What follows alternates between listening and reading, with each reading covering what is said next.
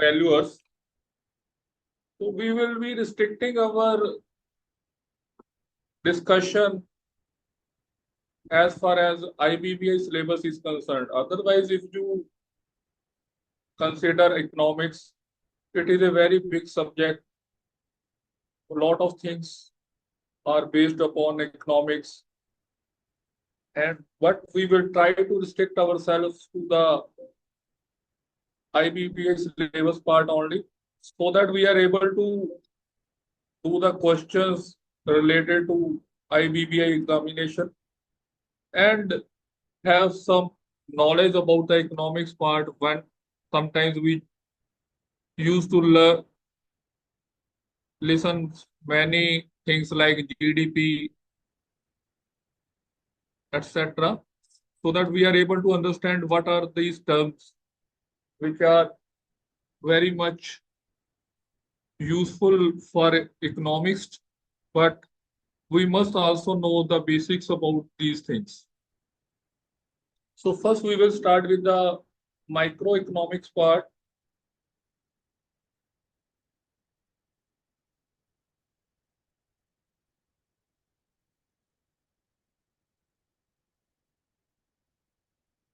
First we will try to learn about the microeconomics. There are two parts. One is micro and other is macro.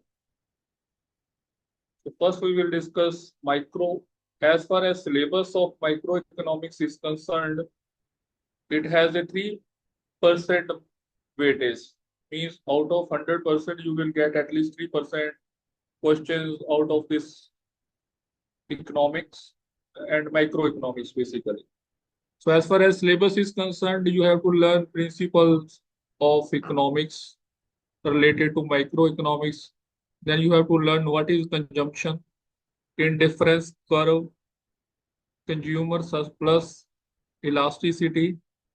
Then you have to learn price mechanism. What are the determinants of price mechanism, individual and market schedules, exceptions and limitations of law of demand, individual and market supply schedules, conditions and limitations of law of supply, highest, lowest, and supply schedules, conditions of limitations applied to supply. Then you have to learn importance of time element, then pricing of products under different market conditions, perfect and imperfect competition, monopoly, etc. Then you have to learn factors of productions and their pricing, land, labor, capital, entrepreneur, and other factors related to your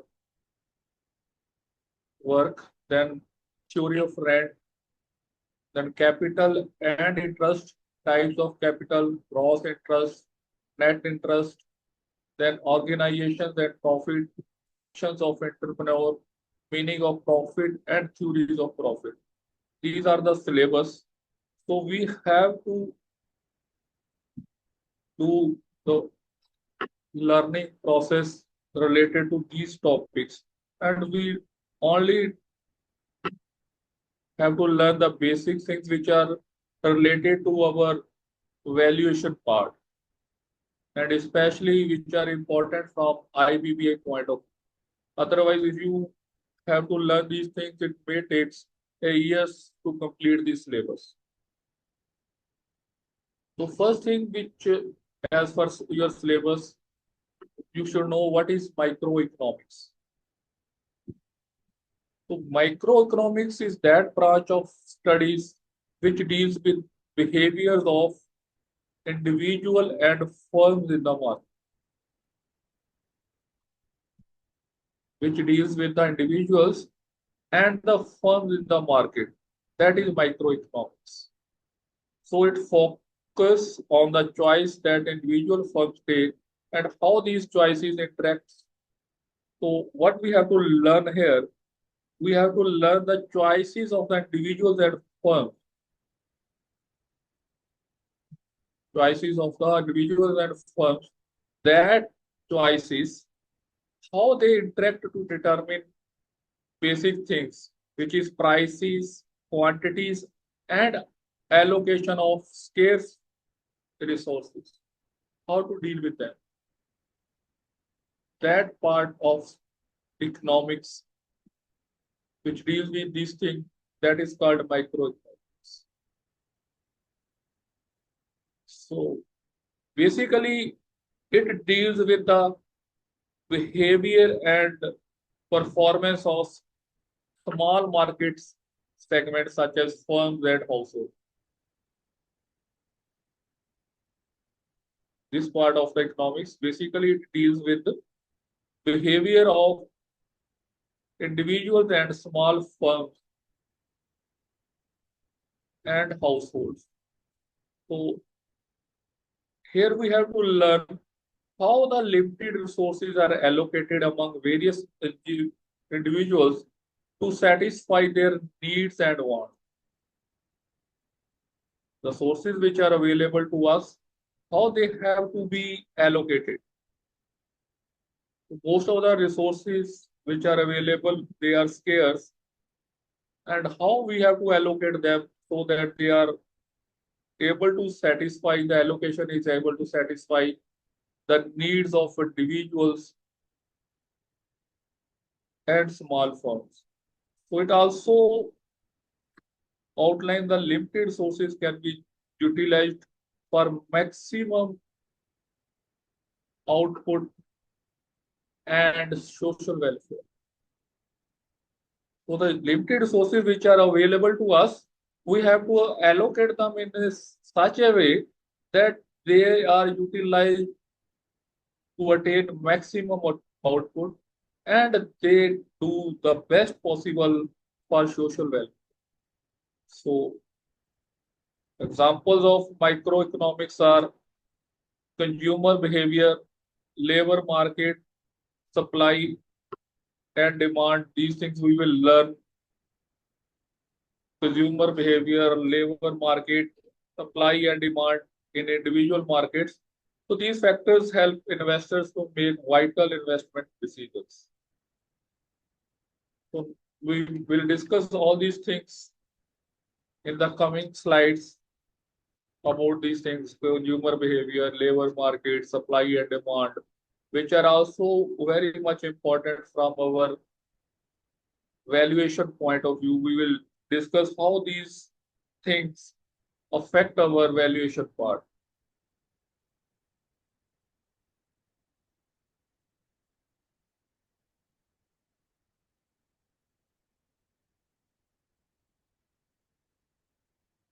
Next thing you have to learn is consumption. What is consumption as far as economics is concerned? As far as economics is concerned, consumption means use of goods and services by whole households.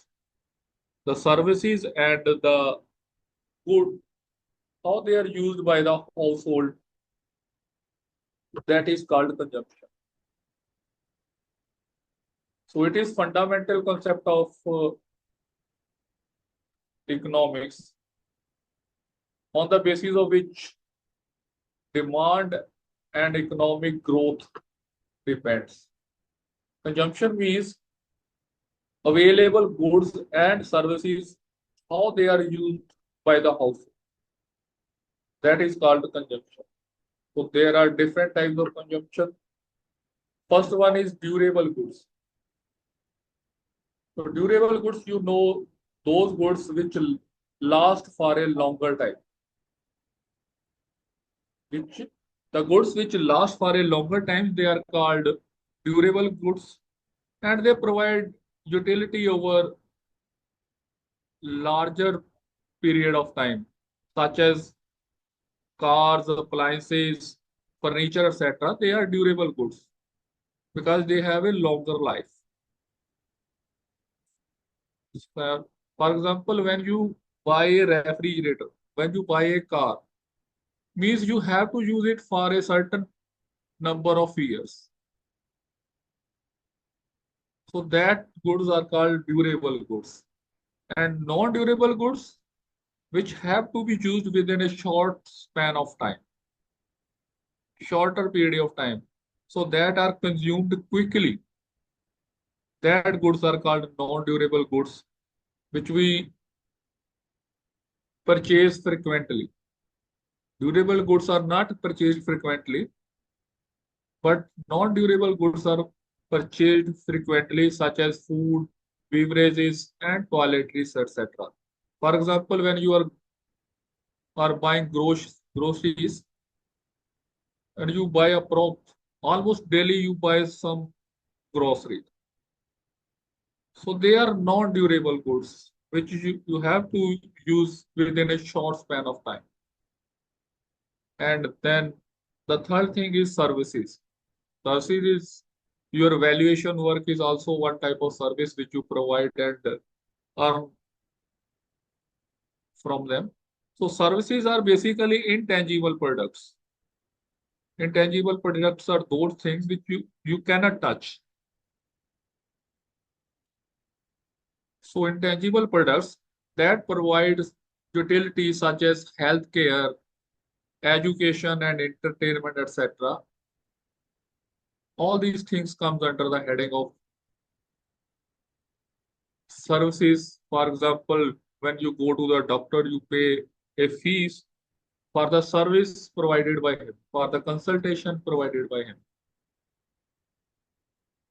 So these are the three types of consumptions: durable goods, non-durable goods, and services. You must understand. And next, what are the factors that influence consumptions? So basic factor is your income. More, for example, if you have more income, it means mostly you will consume more durable and non-durable things. So higher income generally leads to higher consumption, as people have more money to spend. For example, if a salaried person is salary is increased, of course he will spend more, and this will lead to more consumption. He may spend for purchasing a car if he get some bonus. So these are the factors which first factor which affect the consumption. Next is prices. So consumption is directly proportional to prices. Higher the prices, lower will be the consumption. And lower the prices, higher will be the consumption. They are inversely proportional to each other, we can say. So these are the basic things you know, but here we have to only revise or discuss. All these things are known to you. Nothing new in this. Let us suppose if there is drop in the petrol prices, so it may encourage more travel. So that may lead to more consumption of petroleum. So next thing is, as far as consumption is concerned, consumers' confidence. So when consumer feels optimistic about the economy, see when you are buying a property, if you think the economy is good, the prices of the property will increase in the near future. You have the confidence in the economy of the country. So it will lead to more consumptions. In such a condition, when the consumer confidence is good, so there will be more consumptions of durable goods such as cars, etc. Then, of course, the basic thing, most of the times our middle class, whenever they purchase something, they may have to take loan from the banking institutions. So when you are thinking about loan, you think about the interest rate.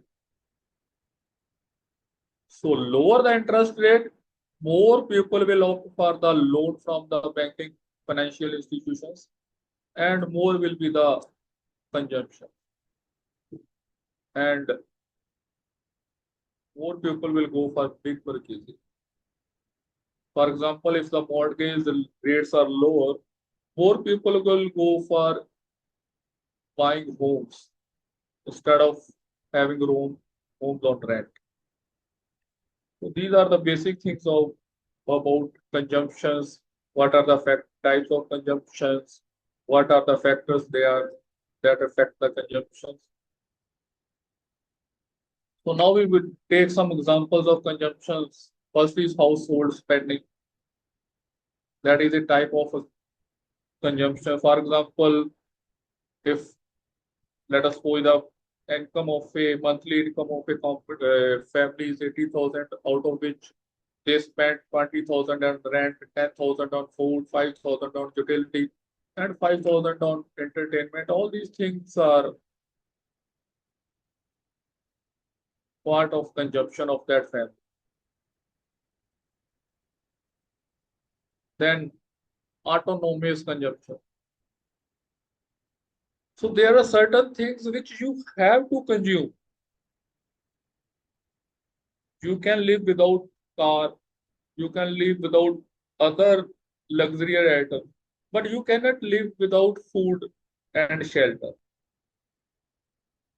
So these are the autonomous consumptions which have to be done.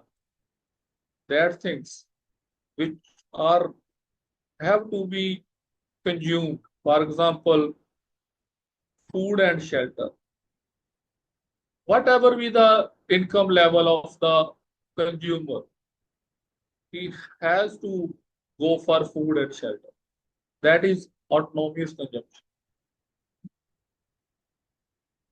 So, for example, even during economic downturns, people still buy basic necessities like bread, milk, groceries, etc. Whatever be the condition.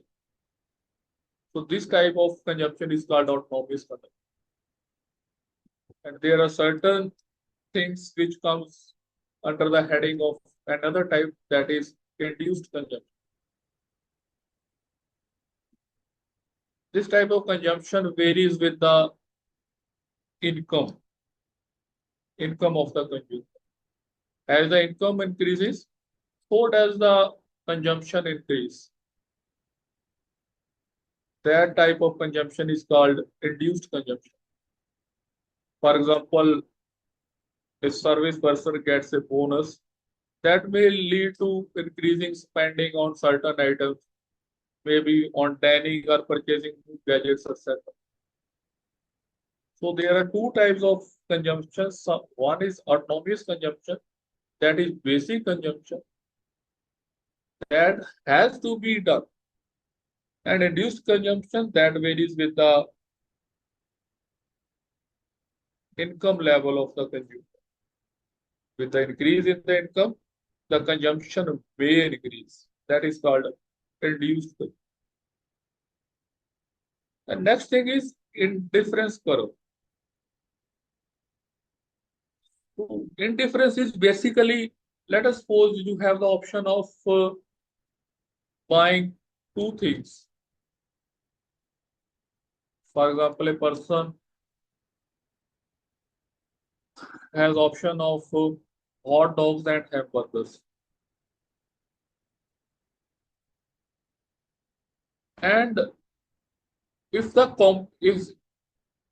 combination of these two things in a certain way, that commodities, that combination which satisfy the consumer, that combination that satisfy the consumer, that is called indifference curve. Let us suppose a person, if he buy 9 hot dogs and 41 hamburgers, or he buys 14 hot dogs and 20 hamburgers, or he buys 10 hot dogs and 26 hamburgers. If we buy these combinations, see, these are on the same curve. These points lies on the same curve. These combination will satisfy his consumption. These points which are able to satisfy his need, which lies on the same curve. That curve is called indifference curve. The curve which shows various combination of two goods or commodities that consumer choose. Points along the curve represents the combination that will leave him equally well off. Various combinations are of the services or commodities or goods or commodities that satisfies the consumer, which the consumer can choose, which fulfill his satisfaction. That combination, or the curve which represent the various combinations of goods or commodities that consumer can choose, then you must know the point along the curve represents a combination that will leave the consumers equally well off. As we have seen this example. So each of these three combinations provides same utility to the consumer.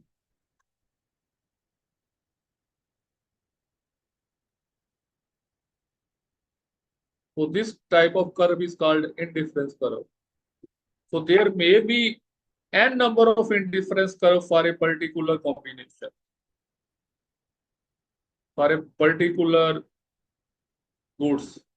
You may have n number of indifference curves, but the thing is that they will never cross each other. Indifference curves will never cross each other. You may have some other combinations also, for which you may have some other indifference curve. These are three combinations for which we have drawn this indifference curve. There may be n number of combinations for which you may have n number of indifference curves. But remember, they will never cross each other. All the indifference curve will be distinct. So basic thing you need to know is indifference curve and its application, not more than that. Otherwise, there are many things you have to learn how to find these points. You need not to go in details for that. To just understand what is indifference curve and what is its utility.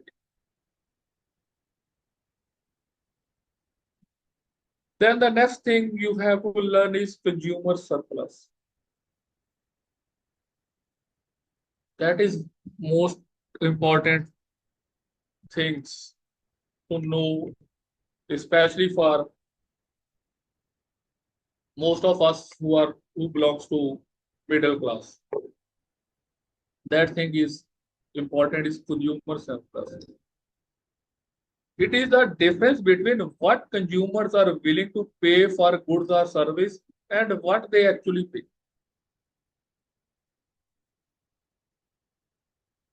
What consumers are willing to pay and what they actually pay. The difference between them is called consumer surplus. For example, if a consumer is willing to pay ₹100 for a movie ticket, but he buys it for ₹70. You want to go for viewing a picture, you know the rate of the ticket is ₹100, but when you go to the cinema, they were giving you some concession, some rebate of ₹30. So you saved ₹30. So that amount which you actually paid, the difference between them, 100 minus 70, 30 rupees, that is consumer surplus.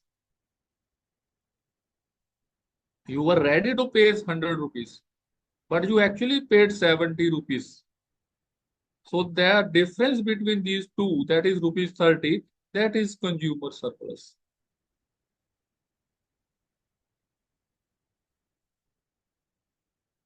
So there are many things related to consumer surplus, but as far as syllabus is concerned, you must know this thing. What is consumer surplus? That is the only thing you must know. So next thing is elasticity.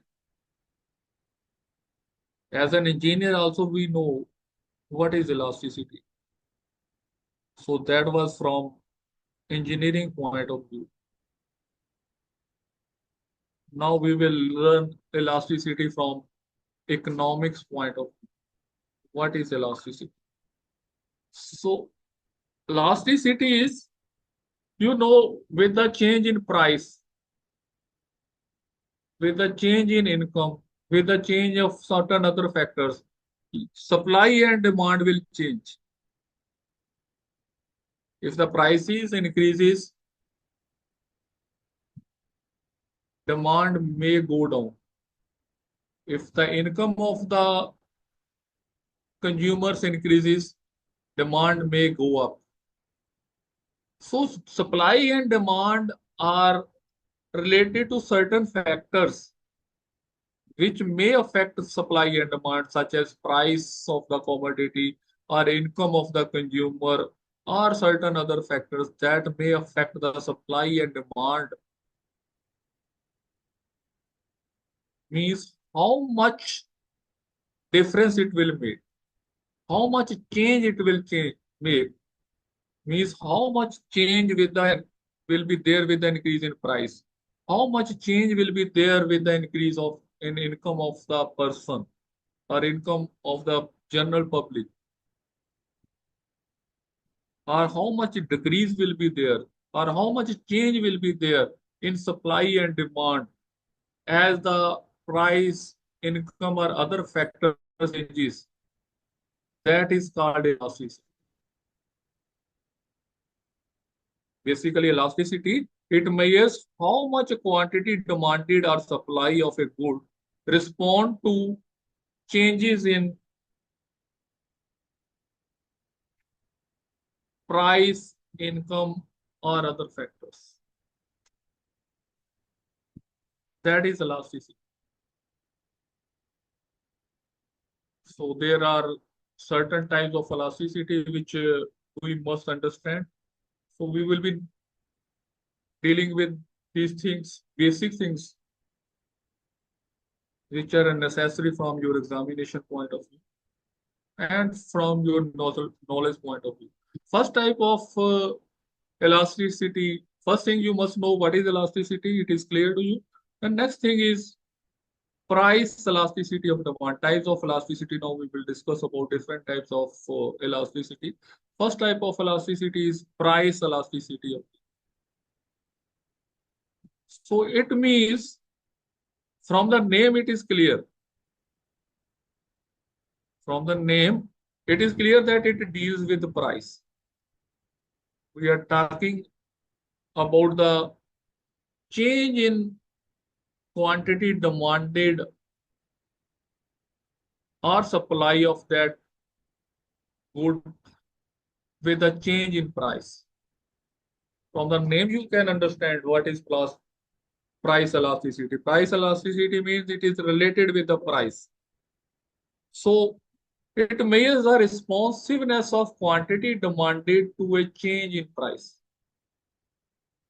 It deals with the quantity demanded to a change in price. It measures how much quantity demanded will change with the change in price. For example, if the price of coffee increases by 10% and the quantity demanded, with the increase in price, most of the time there will be decrease in demand. So let us suppose the price of the coffee increases by 10% and there is a decrease in demand by 20%, then price elasticity of demand, it will be 20% divided by 10% minus 2. Minus 2 is the price elasticity of demand. Means change in demand divided by change in price. So minus 2 is the price elasticity of demand.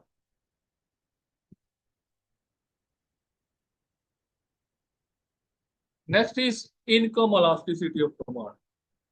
So as the name suggests, it deals with the income of the consumer. So measures the responsiveness of the quantity demanded to a change in consumer income. Means how much there will be change with the change in the income of the consumer. So from the name, you can correlate the things which will be there. So in the price, there will be price. And in the income elasticity, we have to deal with the income, the response of the income of the consumer.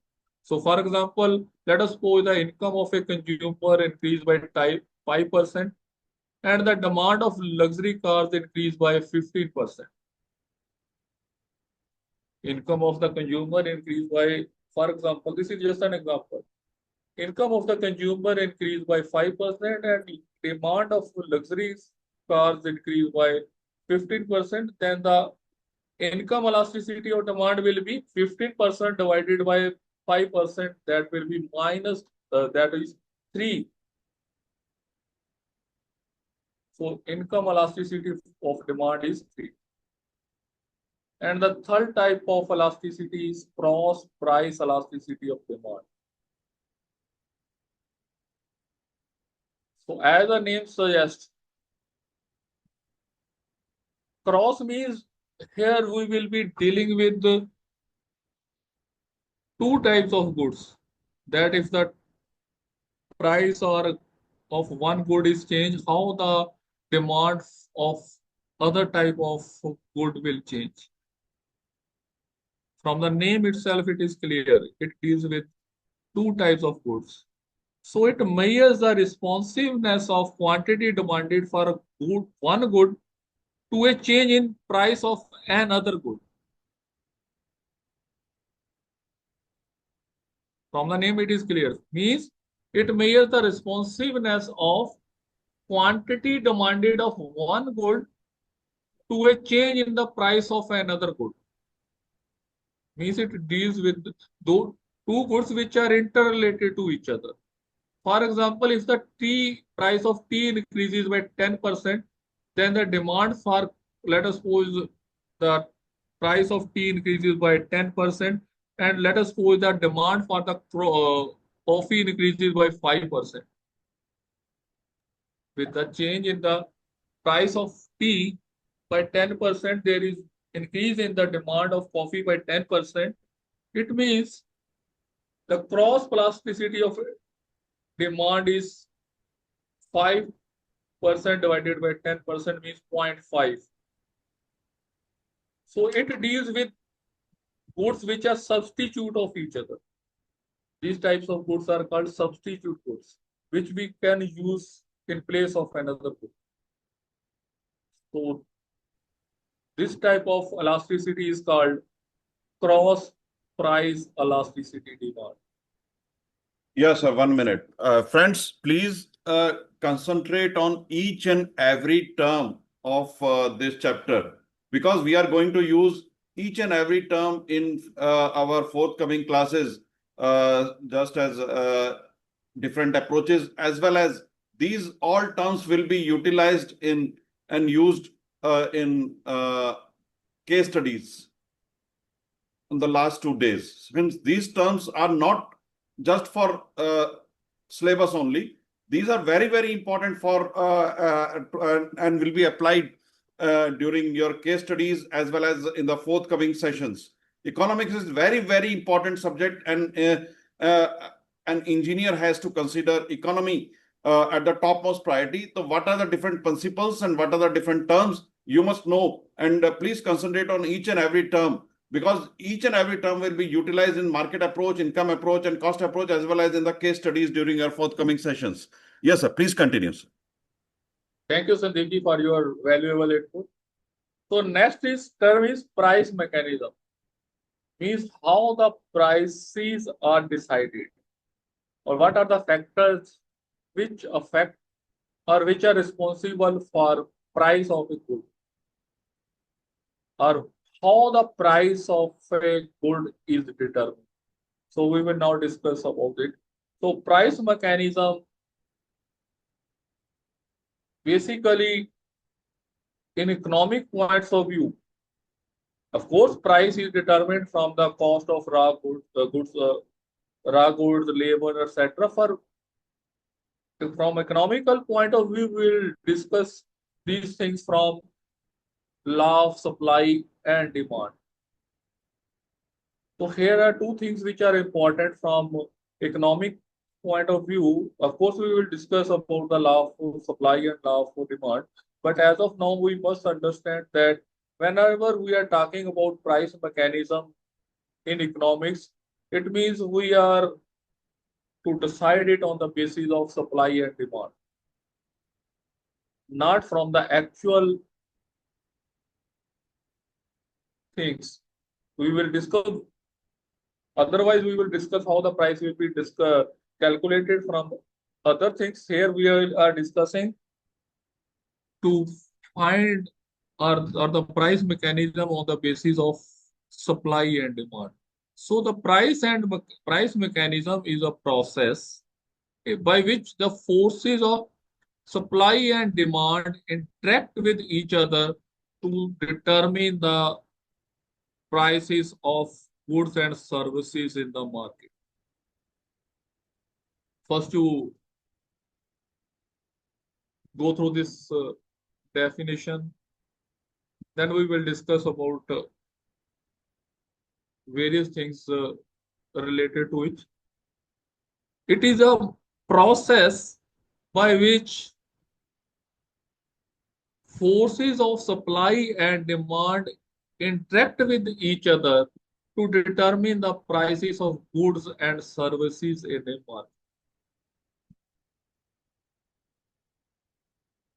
So we will discuss about the various points. First thing is supply and demand. So how supply and demand will be affecting the price? So these are the primary things. Supply and demands are the primary things. As the price rise, demand, see, price rise when demand exceeds supply. This is a basic thing. Okay. As far as economics is concerned, when the price is rising, when there is rise of price, when the price will rise? Prices will rise when the demand is more and supply is less. When demand exceeds supply, price will rise. And of course, when demand decreases, supply increases, prices will go down. This is just, we are not taking other factors into consideration. We consider other factors remains constant. Other factors are not affecting, are not taken into account when we are talking purely on the basis of supply and demand. So if the demand exceeds the supply, when the supply of good is less and demand is more, of course the prices will rise, and vice versa. So this is the basic things of economics, basic funda of economics.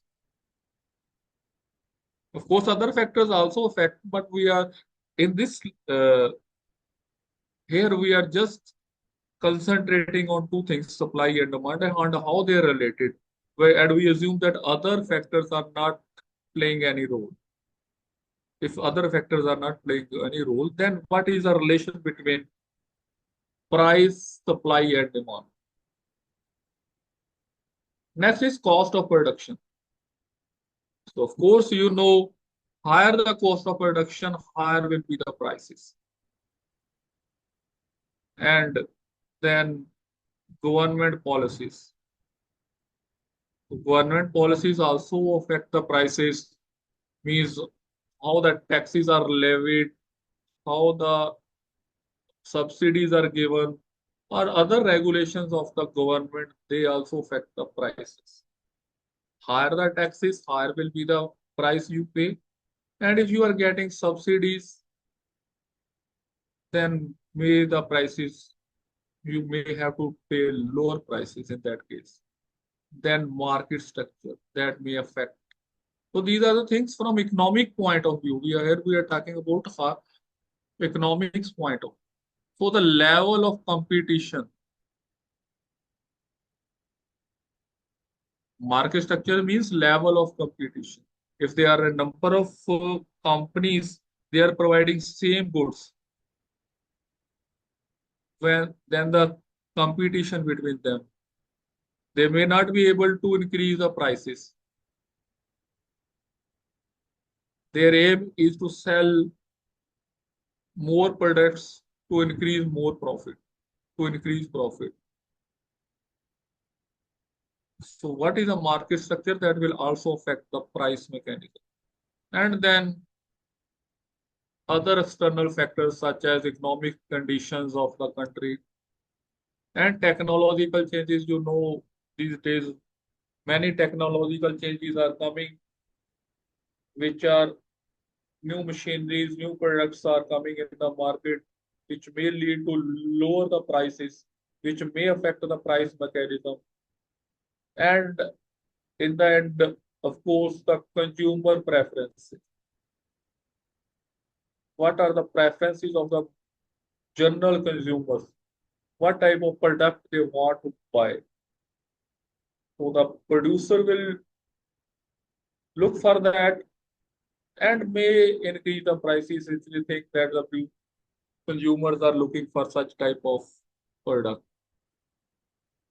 So these are certain things which determine the price mechanism, which affect the price mechanism. Next thing you have to learn is individual and market demand schedule. So individual demand schedule, it shows the quantity of a goods that a single consumer is willing to buy at different prices. Single, we are here, individual and market demands. It means we are talking about a single good. Means with the change in the price of good, or how much it will affect the quantity demanded of that good. Means it shows the quantity of goods that a single consumer is willing to buy at different prices. Means if the, let us suppose if the prices of apple drops from 80 rupees 80 to rupees 40 kg, and individual might increase their purchase from 2 kg to 4 kg. This is just an example that the price of apple, it was 80 rupees per kg, and then it all of a sudden it drops to 40 kg. At 80 kg, the consumer was buying 2 kg of apple, and now he may be buying 4 kg of apple. This is just an example that how the change in price may increase or decrease the buying capacity of a consumer. So this is individual demand schedule.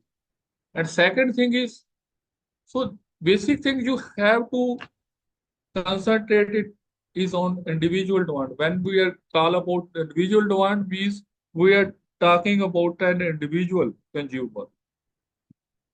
From the name, it is clear. And the second thing is market demand, means we are talking about the general market. From the name, you should be able to clear what he is asking, what you should know about it. So aggregate the individual demand schedule of all consumers in the market. When we are talking about market demand, means we are talking about demand of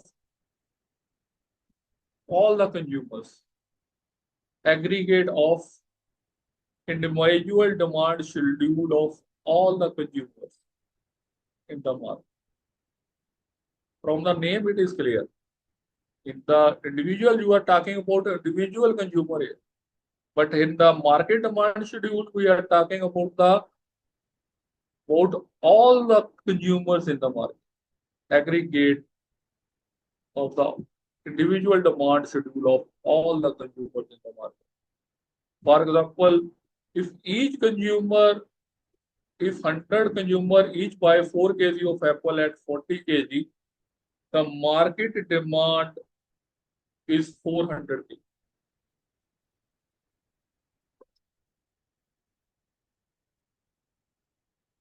Let us suppose there are 100 consumers in the market and they are buying 4 kg of apples. It means market demand is 400. That we are talking about the local market, not the market as a whole. When we are talking about microeconomics.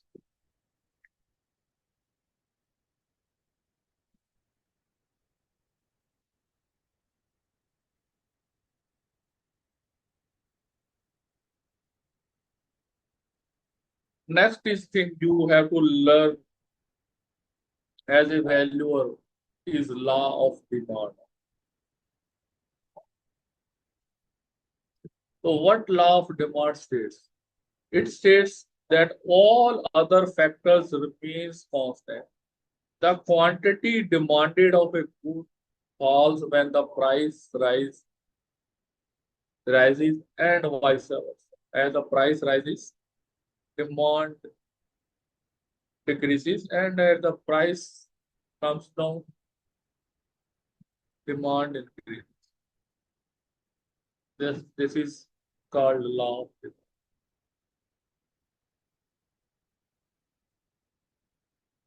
So what this thing is, there are certain exceptions to it, such as luxury items where higher prices increase desirability. As in the case of when you are buying a BMW car or when you are buying a Mercedes car, this law of demand is not effective there. In the case of given goods. Friends, here two terms are being used, given goods and webland goods. दोनों में क्या difference है आपको पता होना चाहिए. What are given goods? Inferior goods with upward sloping demand curves. Webland goods, luxury items where higher prices increase desirably. Giffen goods के ऊपर नॉर्मली कभी कभी क्वेश्चन पूछा जाता है, तो आपको पता होना चाहिए what is mean by Giffen goods. Yes sir, please continue. So this is law of demand. You must understand. So what are its limitations? So in this case, we are just talking about demand and supply. What we ignore factors like consumer preference, income changes, etc. So there are many other factors which may affect supply and demand, but we are not taking these things into consideration when we are talking about the law of demand. We take only price, demand, and supply, three things into consideration when we talk about law of demand. But there are many other factors such as consumer preferences, income changes, and many other factors may be there which may affect. So as far as law of demand is concerned, we assume that all other factors remains constant. The quantity demanded of a good falls with the price rises and vice versa.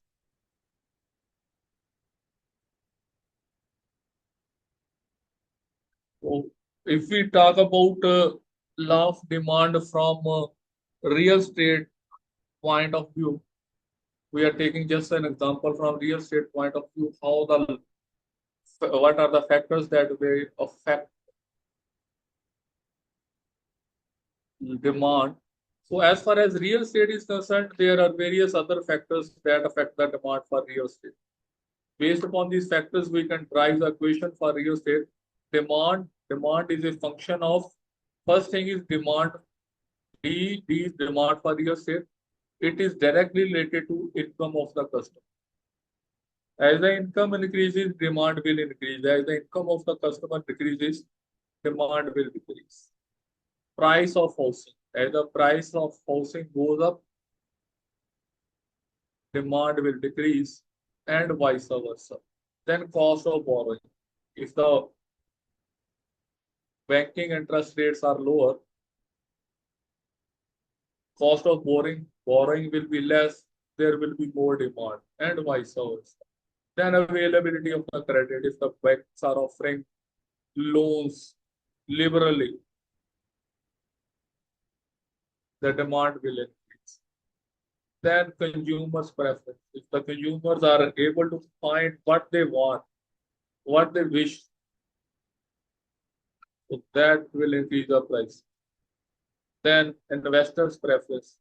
So it will depend upon whether the investors are ready to invest in a certain market. If there are housing available, housing will be available only when the investors are interested to invest in that area. So if investors are investing in that area, that will affect the demand of the real estate.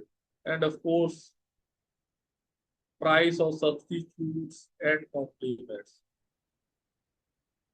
As we have discussed about the substitute goods such as tea and coffee. Similarly, when you are doing valuation, you must know that a person will not spend higher amount if a substitute is available to him for a lower price. If a substitute is available at a lower price, consumer is not going to pay for the higher price for some other substitute. If a substitute is available at a lower price. So these are certain factors which may affect the demand of real estate. So we may say that demand is a function of I is income of the customer, P price of housing, cost of borrowing, availability of credit, consumers preference, TI is investors preference, and PS is price of the service. So see, if we draw demand curve. Yes, sir, madam. If you draw demand curve, this red curve shows demand. See here, as the price rises from PB to PA, quantity demanded decreases from QB to QA. See this demand curve. As the prices increase from PB to PA, quantity demanded decreases from QB to QA, and vice versa. We can say that as the prices goes down from PA to PB, prices quantity demanded will increase from QA to QB. And if you see the shape of this curve, first thing, it demonstrates inverse relation between price and quantity. One thing which may be asked in the examination, what the demand curve shows, it shows inverse relation between price and quantity. And the second thing, Many times you may be asked the question about the shape of demand curve. So you must know the shape of demand curve is it slopes downward from left to right. It slopes downward from left to right. Many times you may be asked about a question about the shape of the demand curve, and you must know demand curve. Its shape is it slopes downward from left to right. Higher the price reduces the quantity demand.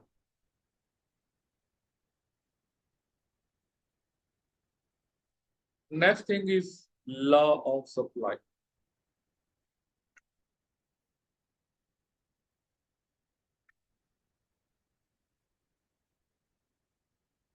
So see here, law of supply states that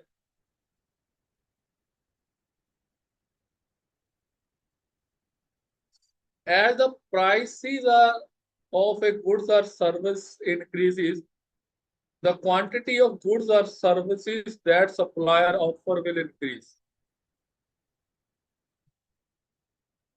So it is just opposite of the law of demand. So what will happen when the prices increase? What the producer will think in the scenario when the prices are increasing? The producer will try to sell as much as possible so that he can have more profit during that period. When the prices are higher, he will try to sell more products so that he is able to have more profit during that period, basically. So this is the law of supply, that as the prices increases, the producer will try to increase the supply in the market so that they are able to sell more product and earn more profit. And of course, we are assuming that other factors remains constant. We are not talking about other factors. So see here, this is a supply curve. This and these points A, B, and C, they lies on supply curves. See here, as the price increases from P1 to P2, supply increases from Q1 to Q2. Similarly, as the price increases from P2 to P3, the quantity of supply will increase from Q2 to Q3, and so on. So this is law of supply. So limitation increases other factors we are not taking into considerations are production capacity, technological changes, etc. We are not taking into consideration. There may be many limitations there in the factors.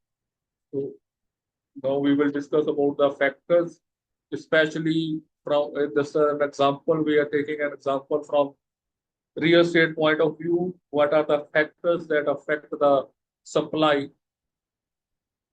First thing is price of the property. As the price of the property increases, supply will increase. Builder will try to sell more and more units so that they are able to increase their profit. Then availability of land. If land is available at good locations at lower prices, then there will be more and more builders will invest there, and it will increase the supply. And of course, it will depend upon the efficiency of the builders. If the builders are able to build the infrastructure in a shorter span of time, then supply will be more. Of course, The easy credit accessibility of credit, that is equally important for builders, investors, and for the buyers. The availability of goods, easy accessibility of credit. And the next thing is availability of skilled labor. If the skilled labor is available in the market, they will be able to give a boost to the supply. A better quality of infrastructure will be available at within a shorter period of time. Next thing we have to discuss about the terms. What is highest, lowest, and equilibrium price? Highest price, that price which that highest price which a consumer is willing to pay. From the name itself, it is clear. Highest price is that price which a consumer is willing to pay. For example, during a shortage, the prices of essential goods like onion can skyrocket.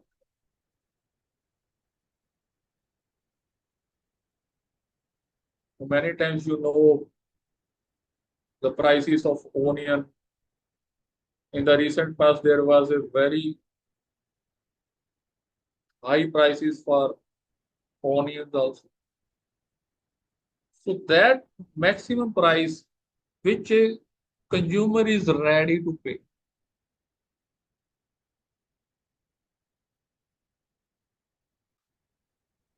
Then lowest price, so highest price is from consumer's point of view. Lowest price is from producer's point of view, seller's point of view. So the minimum price that producer are willing to accept. So the names basically reflect what it contains. So lowest price is from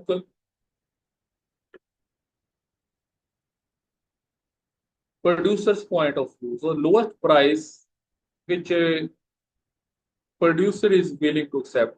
For example, during a surplus, the price of perishable goods like vegetables can drop significantly. As you go to the market, vegetable market in the evening, they will be ready to sell at a lower price what they were offering in the morning. But the minimum price they are accepting, they offer to accept, that is lowest price. And then the third thing is equilibrium price. The price where quantity demanded and quantity supplied. The price at which the quantity demanded equals quantity supplied. That is equilibrium price. For example, if the demand of supply of oranges both equals 500 kg at 3 kg, 3 per kg, so 3 rupees 3 is the equilibrium price. When the supply and demand are equal, means in the market it requires 500 kg of onion or for 500 kg of oranges, and they are available. And they are available at, let us see, say for at rupees 3, then rupees 3 is the equilibrium price. So lowest and highest price will be during shortage or surplus, but when supply and demand are equal, that price is called equilibrium price.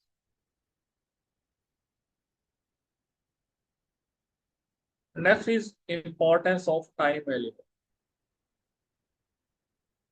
Means how the time interact, how the supply and demand interact with each other during short run or long run. So in the short run, there may be changes in the demand and supply, which may affect the prices. So prices can be more volatile due to immediate supply and demand. But all of a sudden, the supply of onion is stopped, and it will increase the prices of the onion. And when the supply becomes normal, the prices of the onion will become normal, will come back to its normal. So that may be for a shorter period of time. So short run, so prices can be more volatile due to immediate supply and demand.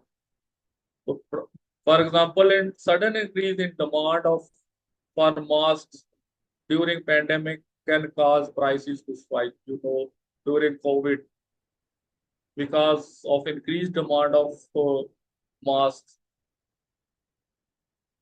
the price of that mask was increased many-fold because of increase in the demand. But for that short period, and in the long run, prices tend to stabilize. Whereas similar in the case of mask, as the pandemic period ends, now they are again being they are again available at the same price in the long run. So prices tend to stabilize as producers adjust their output and consumers adjust their consumption.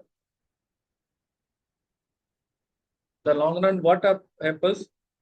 So when the demand increases, prices increases, as in the case of onion we have taken. But if the producers or if the sellers are able to bring in more onion,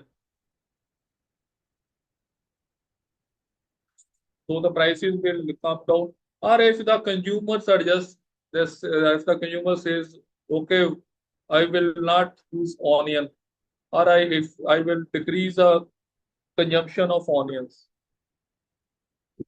of course, then the prices will come down in the long run. So, for example, prices of renewable energy sources like solar power has decreased as the technology improved and production scaled up. As in the case of mobile networking also. In the start, you were paying just 9 rupees for a minute. When the mobile network has just started during 2000, and now you are getting for 400 rupees for a month with a lot of data also. So now the prices have become stable with the technology improvement, and there are many companies in the market which are offering at lower prices because of competition, etc. So the prices may be higher for shorter period of time, and they may become stabilized with as the technology improves, as the production improves, as the other things changes. So these are the things which are directly related with the time, means how the time affect the prices of the commodities. Then pricing of product, how the prices of product is done, it will depend upon many things. We will discuss now the things which are affecting the prices of product from market conditions. So there are different types of markets we must understand. First, we will discuss about different types of markets, which are perfect competition, imperfect competition, monopoly, etc. Perfect competition. Perfect competition is when no single firm can influence the market price. There are many firms available in the market and no single firm can influence the price. Then we call it as perfect competition. As in the case where there are a number of networks companies available. So a market structure when they are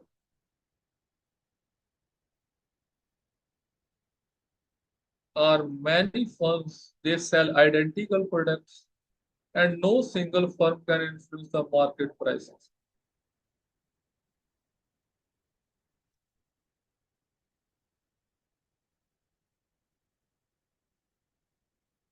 So pricing, pricing are determined by the force of supply and demand. So firms are price takers and meaning they accept market prices as given. So how the prices will be determined? They will be determined from the forces of supply and the firms accept the prices as given in the market. For example, agricultural markets like those for wheat or corn offer resemble perfect competition. Farmers sell their product at the market price, which is determined by the overall supply end. Or we can take the example of network companies. And then imperfect competition. Imperfect competition includes several market structures where firms have some control over price. In the perfect competition, firms do not have any control over the prices. They are determined from market force. But in the case of imperfect competition, it includes several market structures where firms have some control over the price. These include monopolistic competition and oligopoly. Oligopoly. One is monopoly and other is oligopoly. So what is monopolistic competition? The market structures where firms sell similar products, similar but not identical products. Firms are selling similar products, but they are not identical. For example, you may have a Samsung phone and an Apple phone. They are maybe similar, but they are not identical. So each firm has some power to set prices due to product differentiation. Each firm has power, some power to set prices due to product differentiation. So pricing, how their pricings are set in this type of competition. Firms set prices on their product perceived value and differentiation. They have some control over prices but face stiff competition from the similar product. So as Samsung can have its own price, Apple can have their own price, but because of stiff competition from the others, may affect their pricing also. So for example, in the restaurant, so there may be n number of restaurants in a city, but all of them may be offering the same food, but all of them will have their own pricing depending upon their quality and other things. So such a type of market is called monopolistic competition.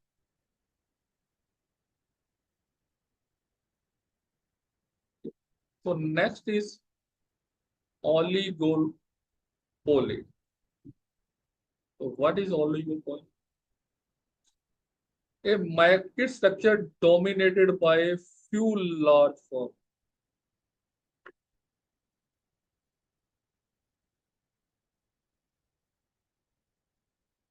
A market structure dominated by a few large firms.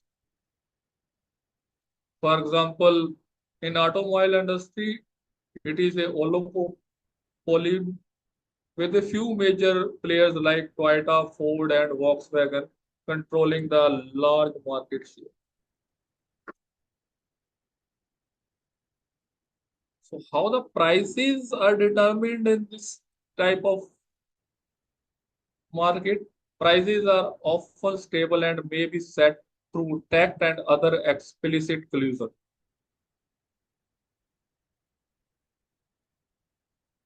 They may collude with each other or they may have stiff competition among themselves on the basis of which prices may be set. For the similar product, they may have stiff competition among themselves and they may often stable and may be set through tacit and explicit collusion that they may collude that we may set the prices at this level. And then see, one is monopolistic competition and other thing is monopoly. One was oligopoly and third thing is monopoly. In monopolistic, what was there? There were many firms selling similar products. See, in this case, there are many firms there which are selling same product, similar, but not identical. And in monopoly market,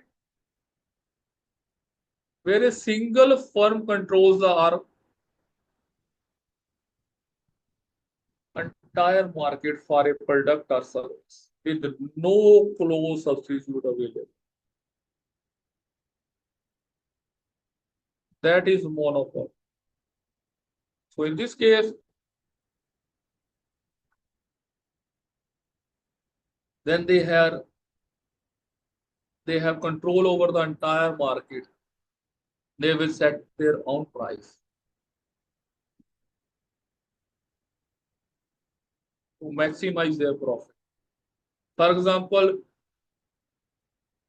there are certain companies which are providing electricity in a particular area.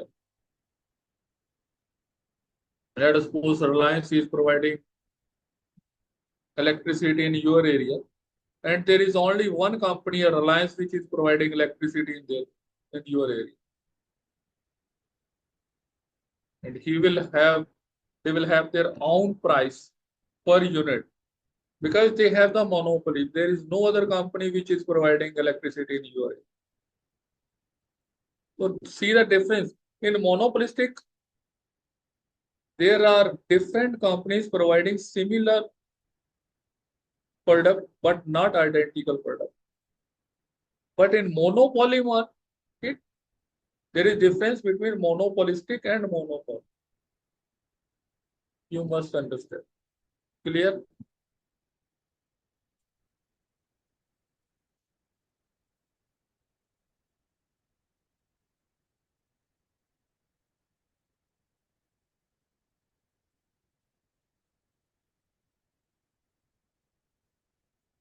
Then we will discuss about the factors of production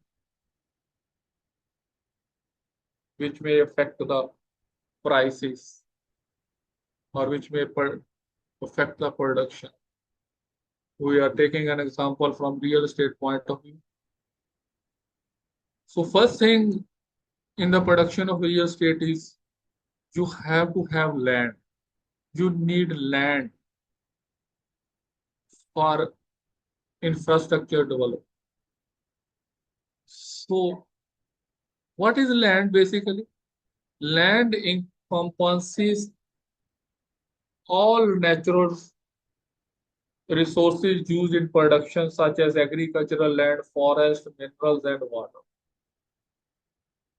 Basically, the definition of land is it encompasses all natural resources which are used in production, such as agricultural land, forest land, mineral land, and water, etc. They all comes under the heading of land as far as economics is concerned. But we are concerned with the land which may be used for infrastructure development.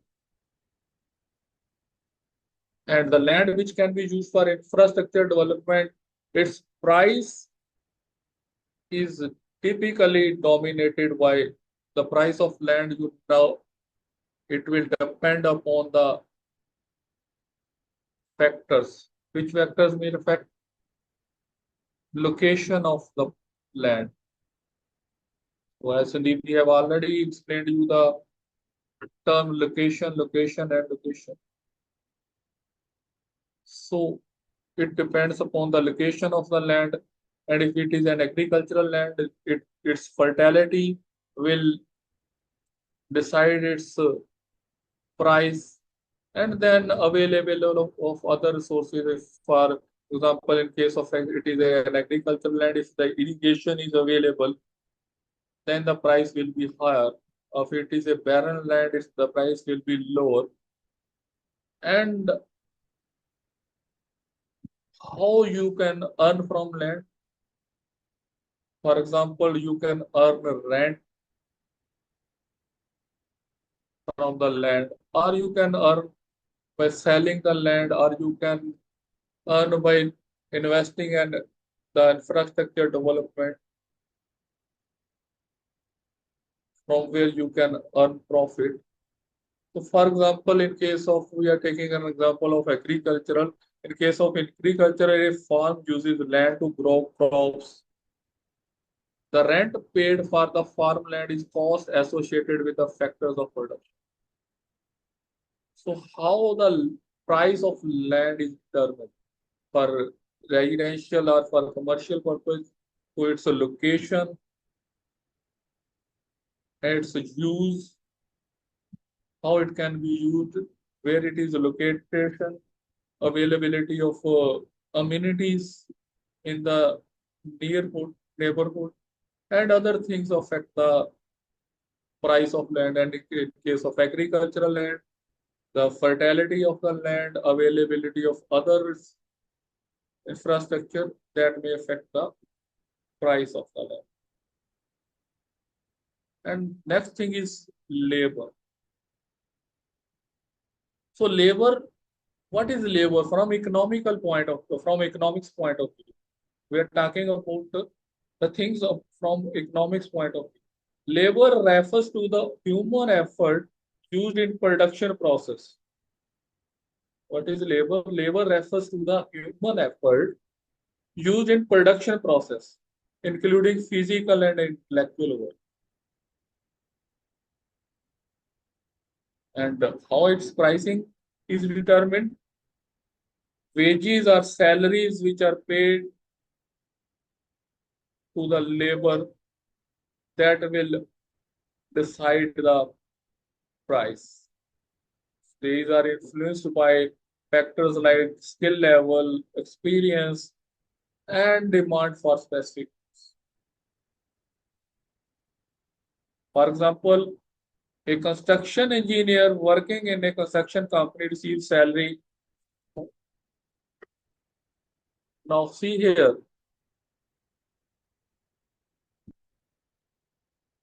how the construction engineer is earning his salary. He is earning his salary based upon his expertise and the time he devoted to the work.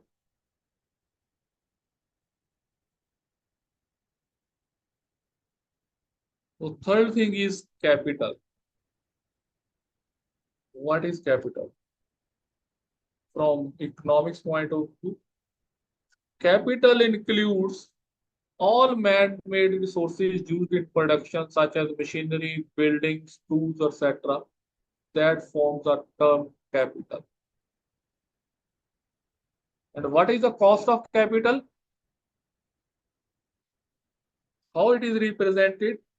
The cost of capital is often represented by interest rates And the return on investment, depreciation also affects the prices of capital. Means how much return you will get from the investment, or how much rate of interest you are getting on your investment. That is pricing. How its pricing is determined. And of course, depreciation of various components such as machinery, such as tools, such as infrastructure, building infrastructure, etc. That may also affect the pricing of the capital. For example, a construction company uses machinery to produce infrastructure. The interest paid on loans taken to purchase the machinery is part of the capital cost. This is just an example.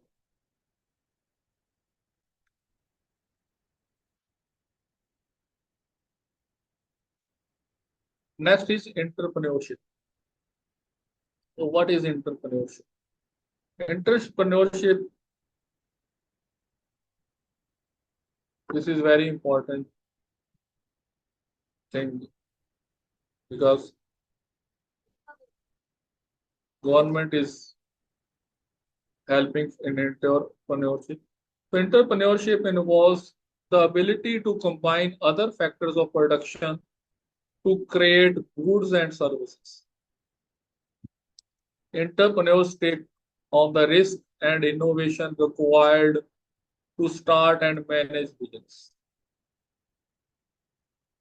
So entrepreneurship, it is the ability to combine the resources and create goods and services. That is entrepreneurship. And what entrepreneurs take? Of course, it do the combining of resources and other factors, but at the same time, he is also taking risk and having some innovation to start and manage the business. That is entrepreneur. For example, an entrepreneur starts a new restaurant combining land and infrastructure. Then he hire laborers. Labor means chef and wait staff, and capital. Invest in capital such as in kitchen equipment and other furnitures. And the profit earned, he earn profit from it from his entrepreneurial efforts. So pricing basically the profits which you earn from the entrepreneur. Profits are the rewards for the entrepreneurs. These are influenced by the success of the business and risk involved.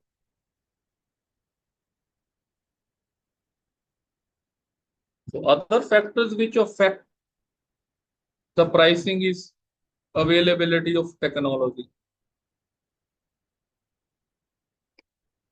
That, for example, a manufacturing company invests in automation technology to increase its production.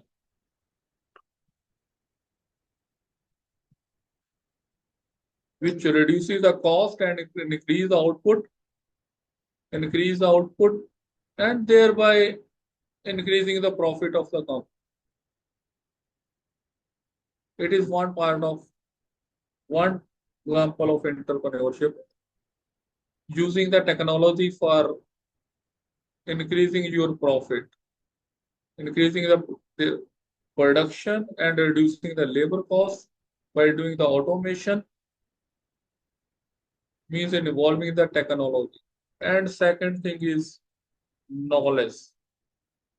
As the knowledge of your workers increases, for example, a company invests in training program for its employees.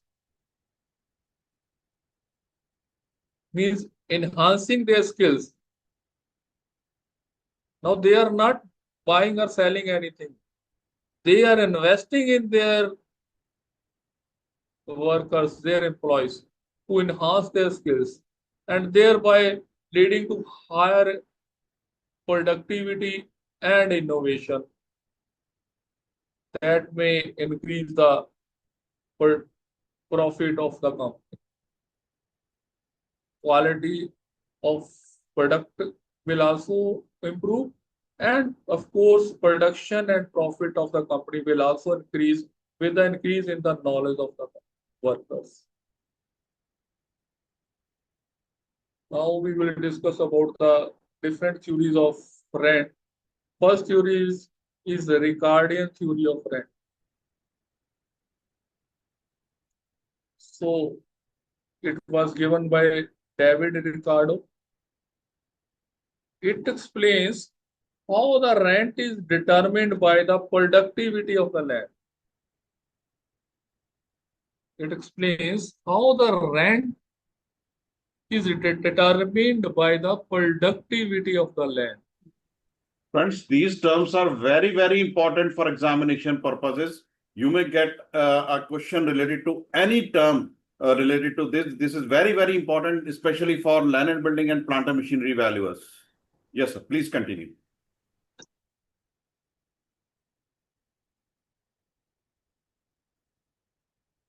For example, here the basic idea is that rent is made for using land.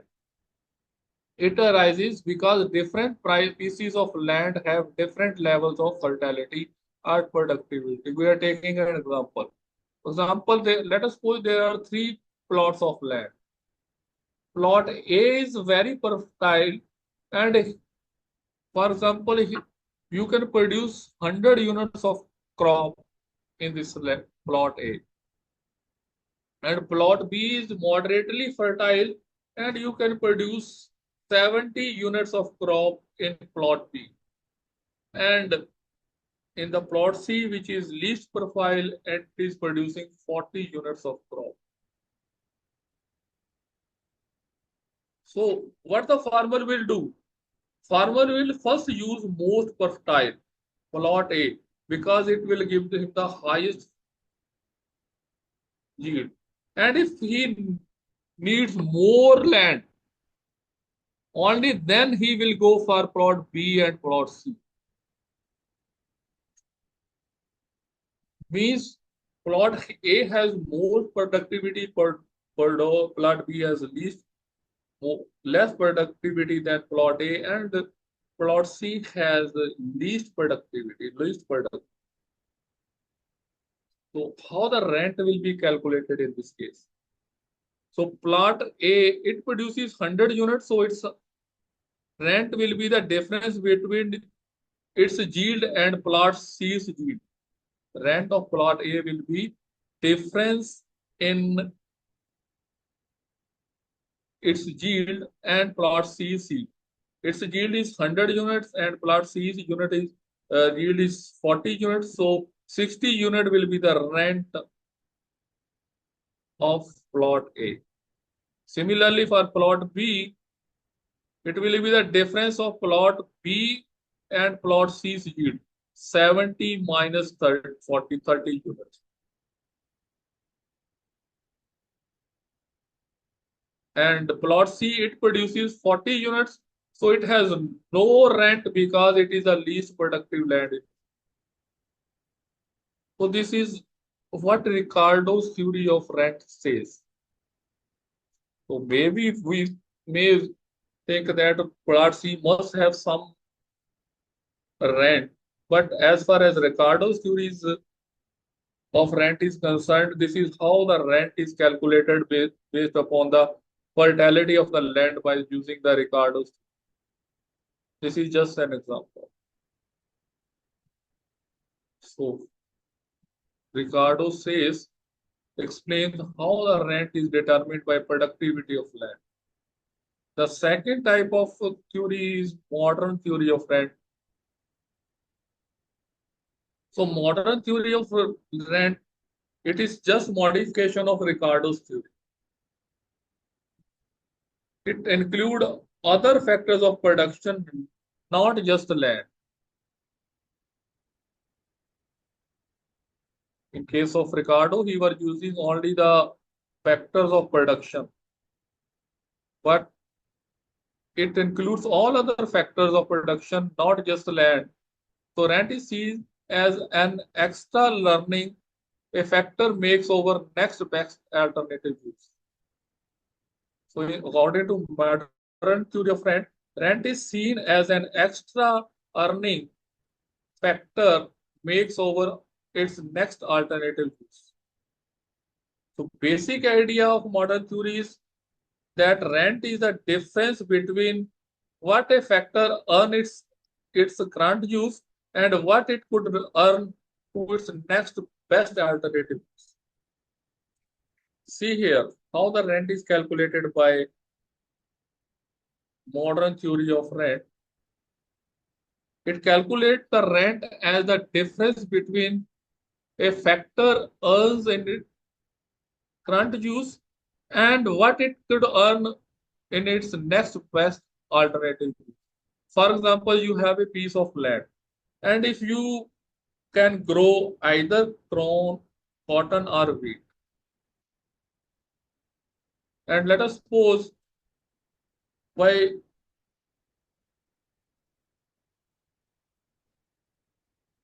growing cotton you can earn rupees 150, and by growing crop you can earn rupees 100. So if the land is used for cotton, the rent is the difference between earning from the cotton and the wheat, which is rupees 50, that is economic rent.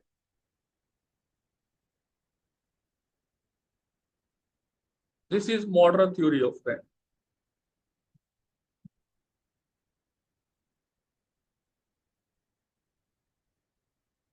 Next, you have to learn scarcity rent. Scarcity means when there is scarcity of land. So arises when the supply of land is limited and demand is high, pushing up the rent. That is scarcity rent. Then differential rent results from the difference in the productivity of various plots of land.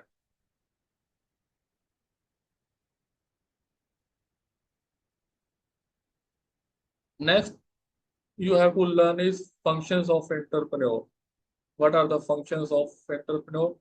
First thing is he bears the risk. He takes the risk. He invests the money for earning.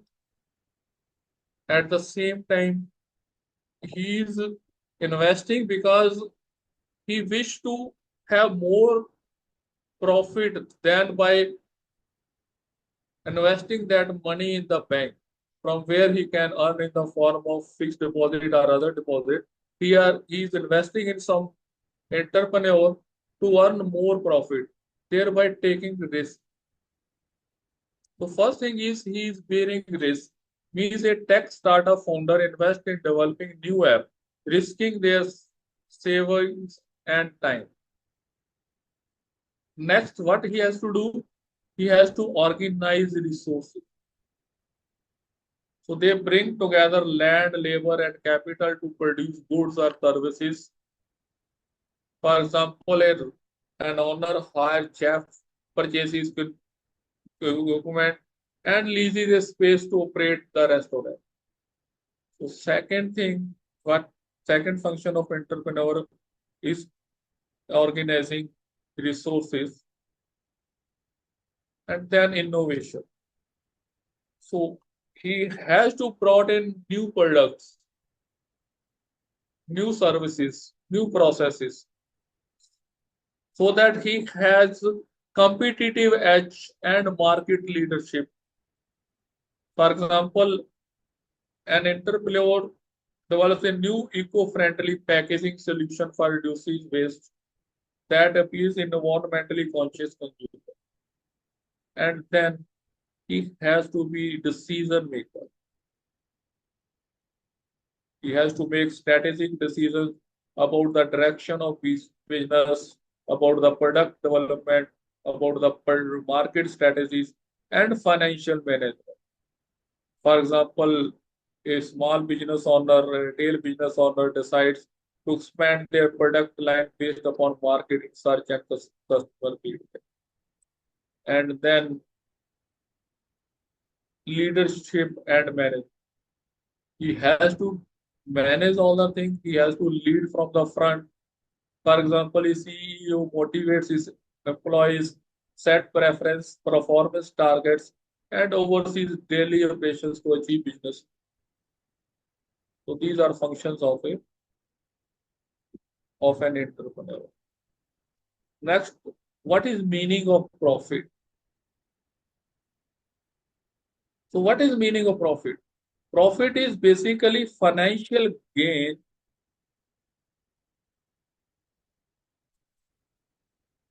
realized when the revenue generated from the business activities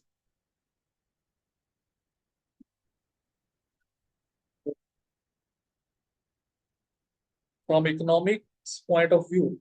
What is meaning of profit? Profit means profit is the financial gain realized when the revenue generated from the business activities exceeds the expenses, costs, and taxes involved in sustaining these activities. Means when the cost of output is higher than the cost of input. You have inputs like expenses, cost, taxes, and you don't get a financial gain from it. That is called profit. It is a key indicator of business financial health and success. So what is gross profit?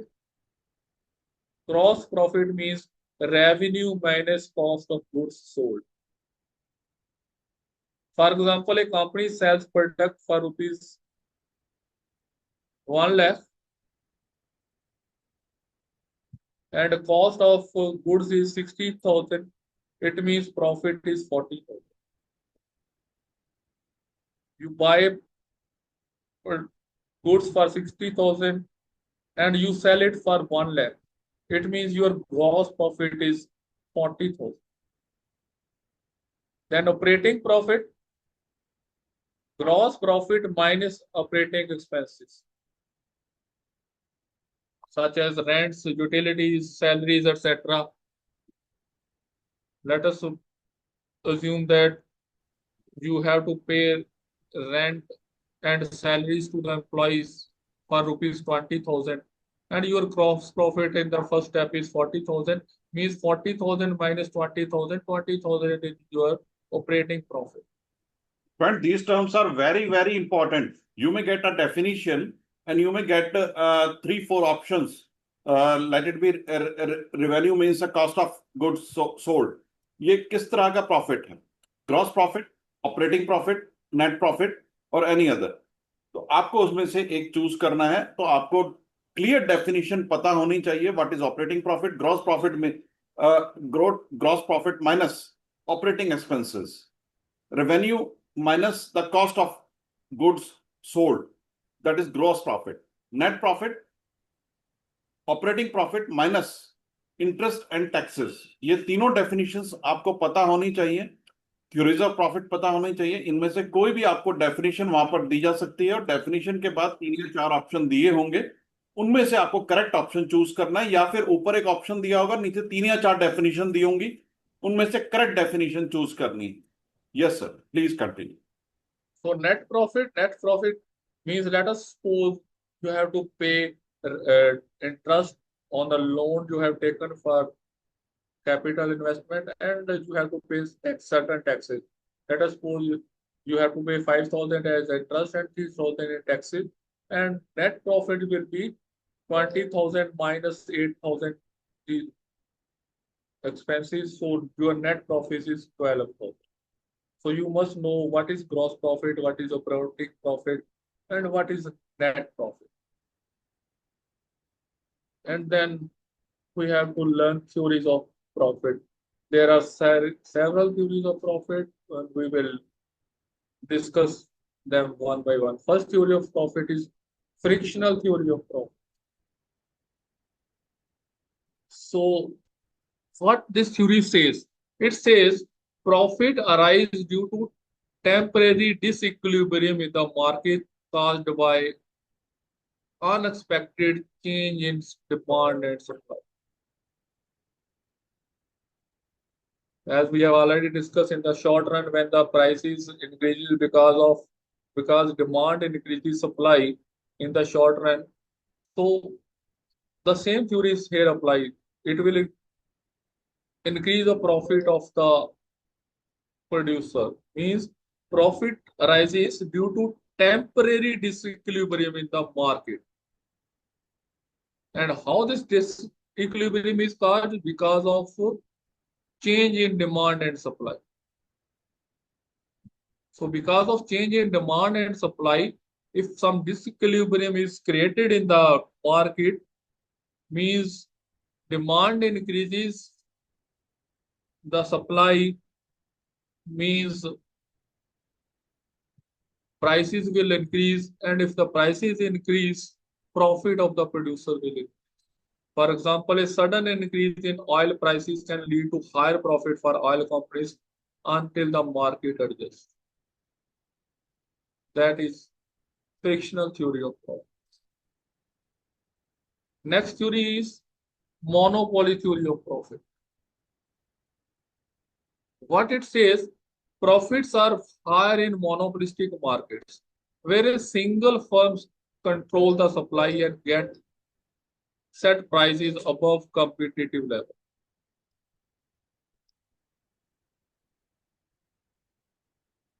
So, as you know, a monopolistic producer will set its own price and he will have more profit. As we have taken the example of an electricity company providing electricity in a particular area.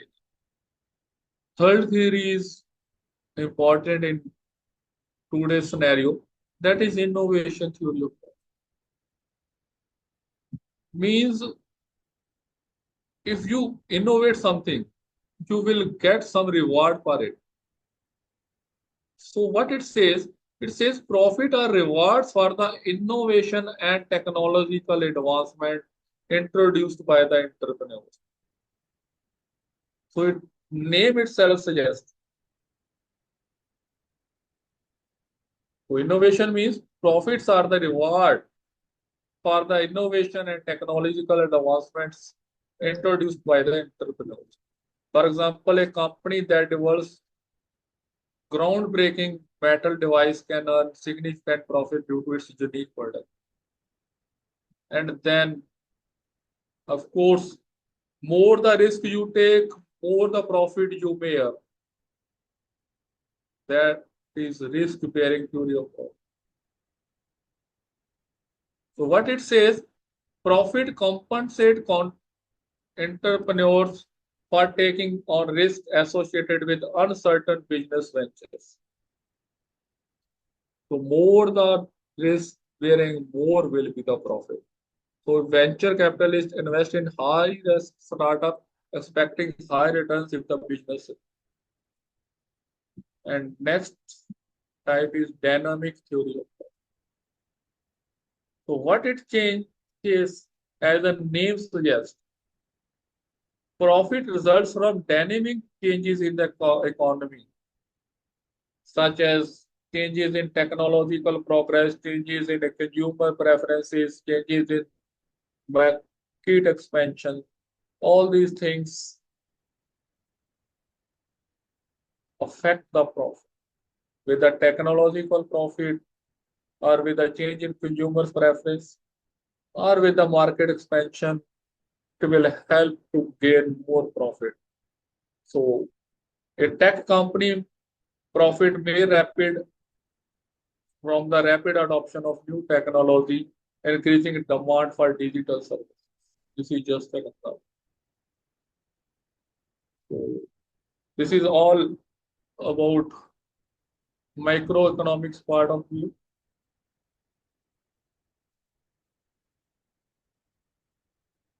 ठीक है Sandeep ji, we can have a short rebreak of 15 minutes. Yes, sir. Friends, if you are having any doubt or a question related to this, please ask now.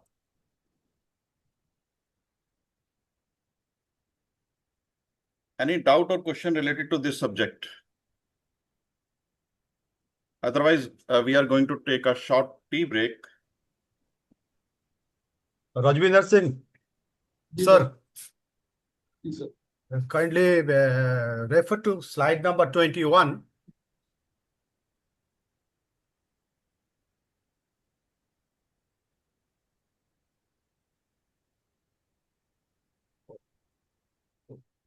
Yeah, this is the slide, sir. What is the basic difference between an entrepreneur and a business person? So, business person maybe that you have got your business from your fathers. Your father were having business. They give your his work to you, and you start doing business. Entrepreneur means you have set up certain new venture, and you have invested your capital, your time, your knowledge, or you have brought in certain changes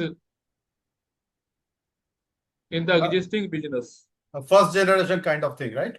GGGs. One Maybe more once maybe you have brought certain changes. You have changed the technology part of your business. You have got you have brought some innovations in the company by because taking some risk that may be beneficial, may not be beneficial. You are bearing risk for that. because the example you are giving here, it is, I mean, nothing other than a ordinary business person, right? A Yes. restaurant combining land and capital, profit But earned. he has brought land, sir. He has himself set up the business. Okay. He's taking risk. He's investing his capital, his savings. He's investing his time. Okay. Once you got a business which is already there, which is already giving profit, and once you set up new business, That is the difference. Okay. yes. Okay. One more thing, sir. I mean, I failed to understand the first, I mean, the one you discussed, indifference curve. Yeah. I think initial slide.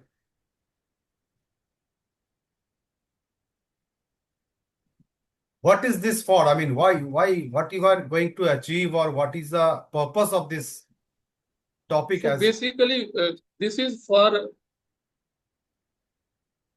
see here.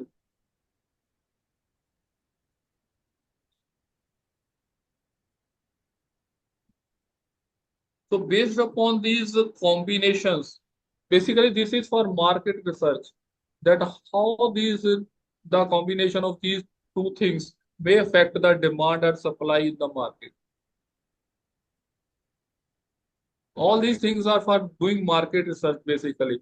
We are just as a valuer, we have to just know the things which are there. Otherwise, all these things are for doing market research, that if there is combination, how it will affect the market, how the consumer will be satisfied, then what, where should we should invest so that we are able to achieve highest productivity and highest profit. This is basically the theory part only. You will be able to understand each and everything when the application of these things will be started from day after tomorrow onwards. It is just a theory as written in books. okay, sir. Thank you. Okay. So any other doubt? Sir, can you please scroll up? I have a doubt in fifth slide, I guess. Functions of some demand or supply. I don't know exactly. There are Anji?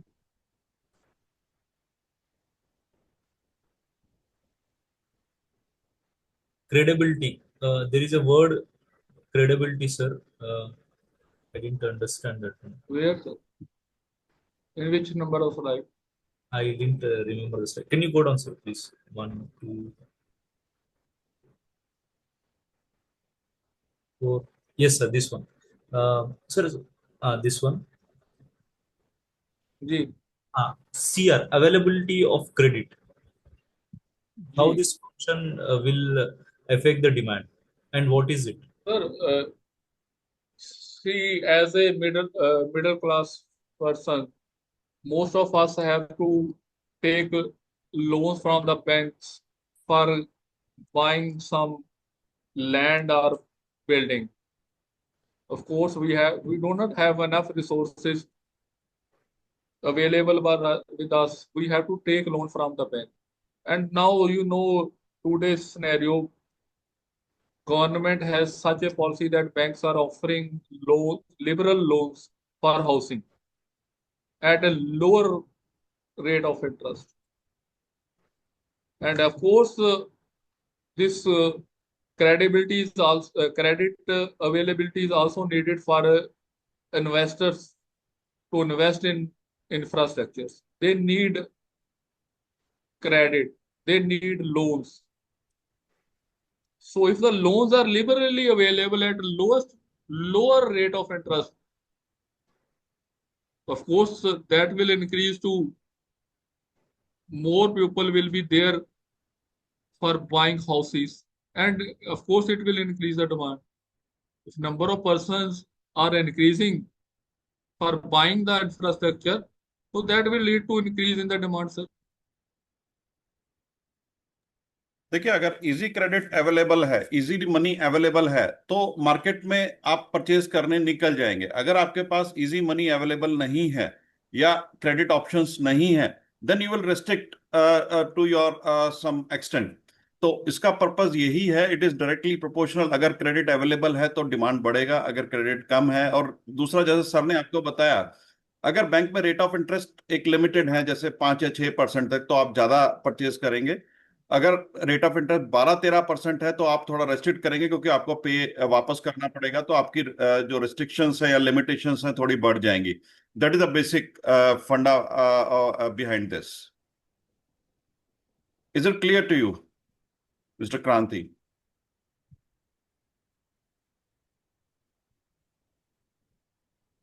Is it clear?